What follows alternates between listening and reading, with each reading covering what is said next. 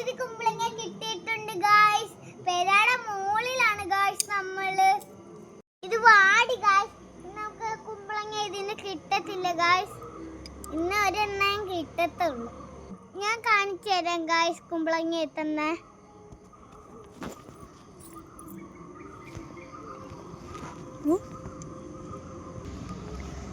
അമ്മ ഇനി കട്ട് ചെയ്യാൻ പോവാണ് ഗായ്സ്. ഞാൻ കട്ട് ചെയ്യുന്നില്ല, എനിക്ക് പേടിയാണ്. ഇതാണ് കുമ്പളങ്ങ. എൻ്റെ പേടിയാണ് എനിക്ക് പിടിക്കാൻ.